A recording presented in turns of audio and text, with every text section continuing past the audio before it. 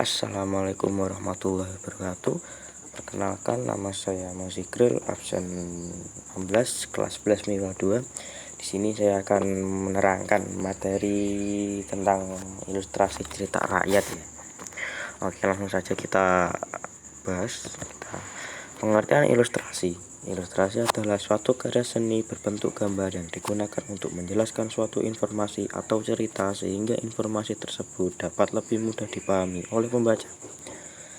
Ilustrasi juga dapat didefinisikan sebagai bentuk visual dari teks sehingga orang yang melihatnya dapat mengerti isi pesan atau informasi di dalamnya meskipun orang tersebut tidak bisa membaca teks. Dengan adanya ilustrasi, pembaca juga menjadi lebih tertarik untuk membaca keseluruhan isi informasi atau cerita yang disampaikan. Oke, selanjutnya tujuan dan fungsi ilustrasi. 1. Tujuan ilustrasi untuk memperkuat, memperjelas, memperindah, mempertegas, dan memperkaya cerita atau narasi. Fungsi ilustrasi: 1. Menarik perhatian bagi para pembaca atau khalayak yang melihatnya. 2. Sebagai nilai tambah untuk memperjelas, memperkuat, memperindah sebuah cerita atau pesan. 3. Memudahkan untuk memahami suatu keterangan atau penjelasan sebuah tulisan. 4. Sarana ekspresi dari suatu kejadian atau perasaan yang diungkapkan melalui sebuah gambar. Berikut contoh gambar ilustrasi di sebelah kanan. Silakan disimak sebentar. Oke, selanjutnya jenis-jenis ilustrasi. Berdasarkan bentuknya, ilustrasi dapat berbentuk kartun, karikatur, komik, vignette. Berdasarkan objeknya, ilustrasi terdiri dari gambar manusia, gambar hewan, gambar tumbuhan, dan gambar bentuk benda mati. Berdasarkan bentuk naskah dan perannya, ilustrasi dapat dibedakan menjadi ilustrasi komik, judul cerpen, bacaan, dan sudut halaman.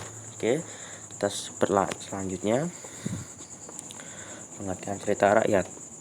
Cerita rakyat merupakan satu di antara karya sastra yang berwujud cerita yang lahir, hidup, dan berkembang di masyarakat tradisional yang diserbakan secara lisan, mengandung survival, sifatnya abonim, dan disebarkan di antara kolektif khusus dalam jangka waktu yang lumayan lama.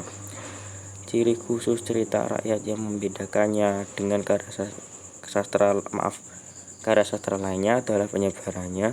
Cerita rakyat diserbakan dari mulut ke mulut. Oke, macam-macam cerita rakyat: epos, cerita jenaka, paralel, parabel, fabel, legenda, mite, dan sage. Berikut contoh cerita rakyat Malin Kundang. Inilah ilustrasinya. Seperti ini gambarnya. Kurang lebihnya seperti inilah.